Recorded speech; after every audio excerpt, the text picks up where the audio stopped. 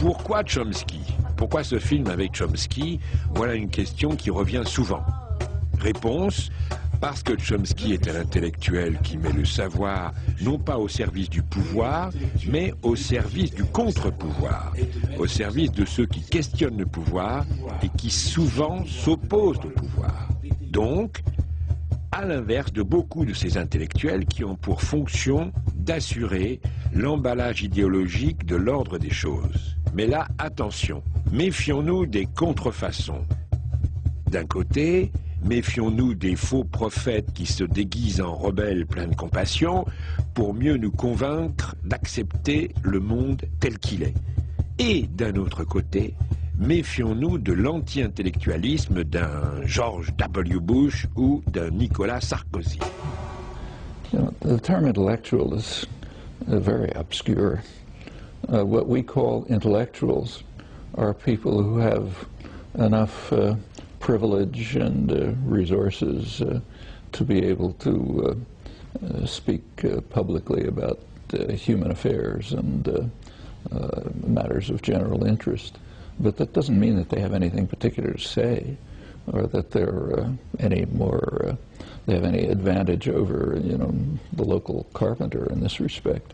They just have privilege and opportunity, and they use it in different ways. Mais enfin, vous considérez que les intellectuels, la plupart du temps, sont là pour maintenir l'ordre?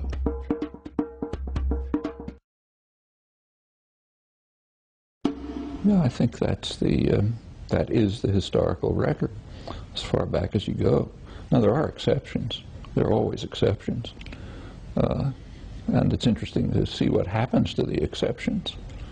So if you go back to classical times, the exceptions drank the hemlock, or were driven into the desert, or imprisoned, or denounced as haters of Israel.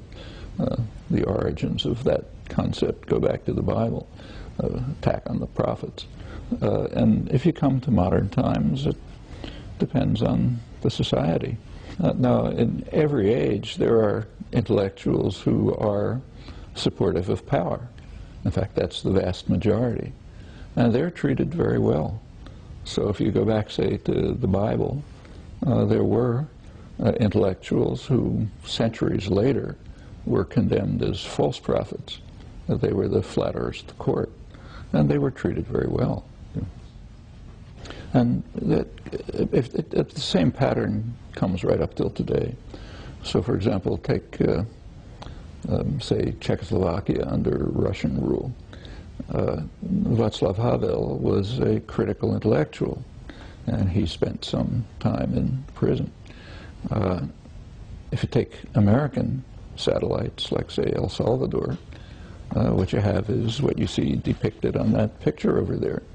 There were dissident intellectuals. They had their brains blown out, or they were assassinated.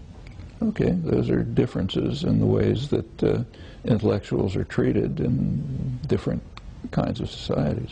And if you want to look at Western intellectuals, simply look at their reactions to those two kinds of cases. Václav Havel is a household name. Everyone praises and honors him. What about Father Ea Correa, who had his brains blown out by a U.S.-run murderous army because he was a dissident intellectual? How many people know about him?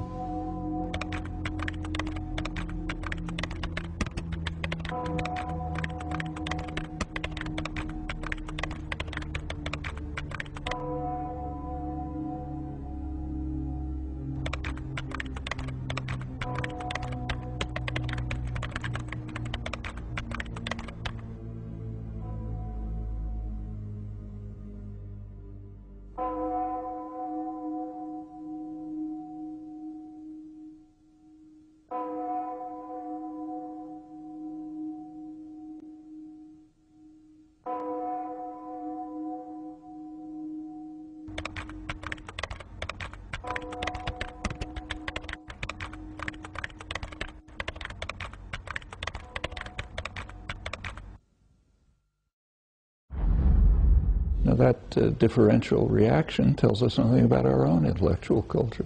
A crime carried out by an official enemy is an atrocity that you know, can't be even of an unimaginable horror. On the other hand, a much worse atrocity, which we carry out, is gone, didn't happen. Take, say, the First World War.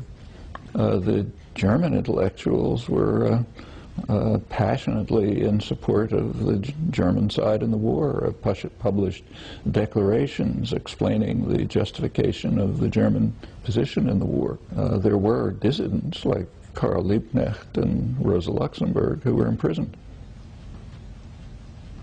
Take the Western side. The intellectuals were overwhelmingly in passionate support of their side in the war. Now, there were intellectuals who opposed, like Bertrand Russell, who was imprisoned. And that's the normal situation. Ce que vous rappelez aussi, c'est que dans l'affaire Dreyfus, Same. It's the same. same thing. The Dreyfusards were a minority. The large mass of intellectuals supported the state. In retrospect, we honor the Dreyfusards, but in retrospect, we honor the prophets, not the false prophets. And yes, in retrospect, things are reconstructed.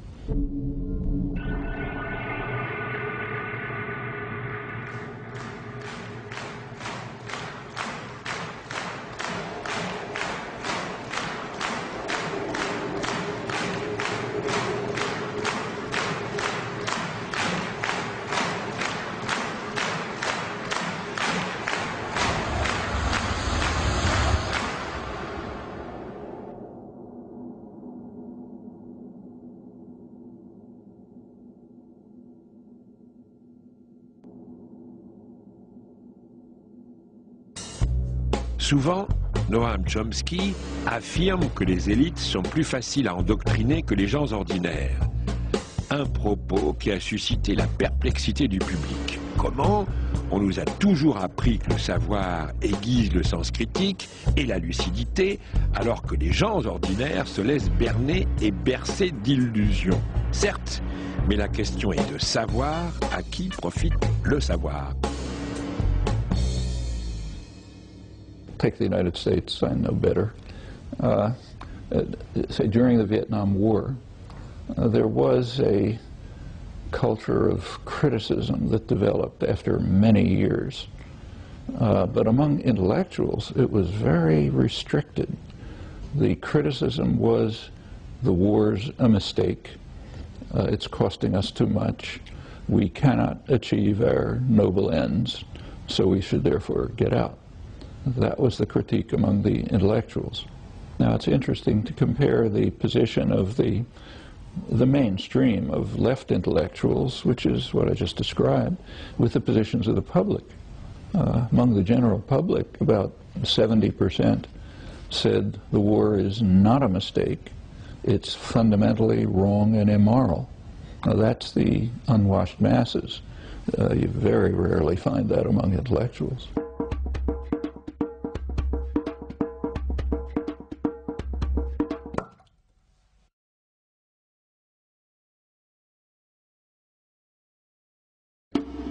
Take the invasion of Iraq. Barack Obama is praised for what's called his principled opposition to the war in Iraq. Now, what was his principled opposition? His principled opposition was, it's a strategic blunder. Soyons clairs, je me suis opposé à cette guerre en 2002. Je m'y suis opposé en 2003, 4, 5, 6, 7. J'ai été clair. J'ai dit cette guerre a été une erreur stratégique. You could have read that in Pravda in 1985 about the war in Afghanistan. It's a strategic blunder. Do we call that a principled opposition to the war in Afghanistan? No, we call it a Stalinist hack, you know. So take say, Vietnam, where we have a lot of information. The people who called themselves, you know, the big thinkers, the best and the brightest, it turns out they understood almost nothing. But they won the war. They destroyed Indochina. When you have overwhelming power, you don't really need to know a lot. Now, it's interesting that the standard view, including the left, is that the United States lost the war in Vietnam. But that's based on deep-rooted imperial ideology. What it means is the United States did not achieve its maximal goals of turning Vietnam into something like the Philippines.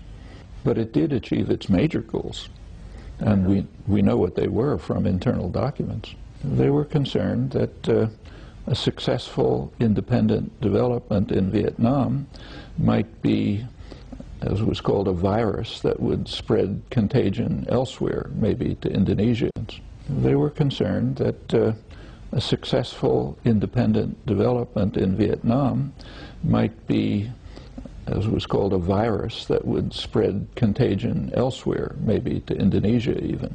When you have a virus, what you do is try to kill it and try to prevent potential victims from being infected. And that was achieved. Vietnam, Indochina was destroyed, never be a model for anybody.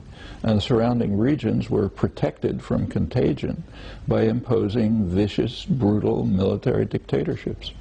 So the major war aims had already been achieved. And after that, it was, to borrow Obama's phrase, a strategic blunder to continue because we'd already basically won and it was costing us too much.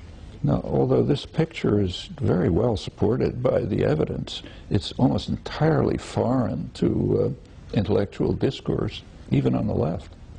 And I believe that that's a reflection of the depth of imperial ideology.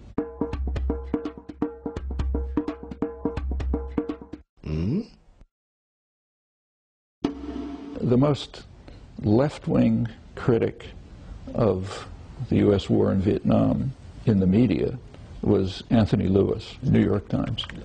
At the end of the war, he gave a review of what had happened. He said that we began with blundering efforts to do good.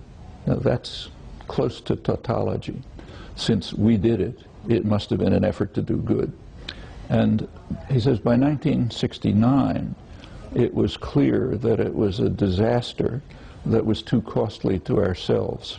We were not able to bring to Vietnam a flourishing democracy at an appropriate cost. Is there any evidence that the U.S. was ever trying to do good or that it was trying to bring democracy to Vietnam? Well, the evidence is entirely to the contrary, but evidence doesn't matter.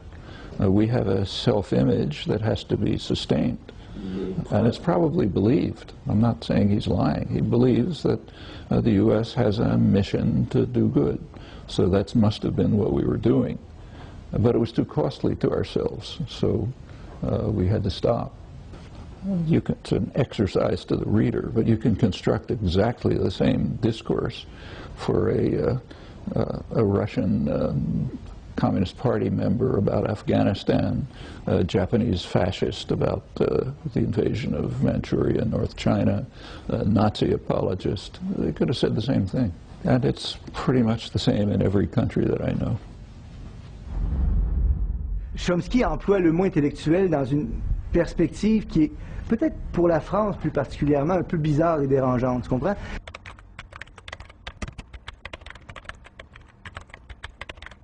Il est loin d'être convaincu que ce qu'on appelle habituellement des intellectuels soient des gens qui font véritablement un travail intellectuel profond. Il pense qu'un grand nombre de gens, je le dis avec assez de certitude, ça allez vérifier, hein, fiez-vous pas à ma parole, mais il pense qu'un grand nombre de gens qu'on affuble du nom d'intellectuels font globalement un travail clérical assez plat, tu comprends? Et qui ne demande pas beaucoup de servir de son cerveau, tu comprends? Et que essentiellement une part de leur travail consiste à essayer de rendre complexes des choses qui sont simples pour justifier les privilèges qu'ils ont ensuite, tu vois? Alors, donc le mot intellectuel a en ce sens-là une connotation un peu spéciale, peut-être plus pour la France encore que d'autres pays, mais Chomsky défend véritablement cette chose-là. Et il va souvent dire des choses comme s'il s'agit vraiment de se servir de son cerveau, mon mécanicien se sert de son cerveau. Alors que X, Y, Z, qu'on clame comme un vrai intellectuel, si on pouvait réduire en termes simples et en phrases pas trop compliquées ce qu'il avance, tout le monde se rendrait compte que c'est ou banal, ou ridicule, ou faux. Tu vois? Alors, il défend un peu cette perspective-là. Ceci dit, vous avez compris, j'espère, hein, que cette utilisation, qualifions-la peut-être de critique, de polémique, de particulière, du moins intellectuelle, ne nie pas le fait que Chomsky est un rationaliste et quelqu'un qui se sert de sa tête, qui a fait du travail intellectuel de grande envergure et qui sait le reconnaître quand il le voit, qui est parfaitement convaincu que c'est important d'en faire. Mais il y a chez lui donc cette critique de l'institutionnalisation des intellectuels qui est bien présente, bien réelle, et si je peux me permettre de donner mon point de vue, qui me semble globalement vrai dans un grand nombre de cas. Voilà.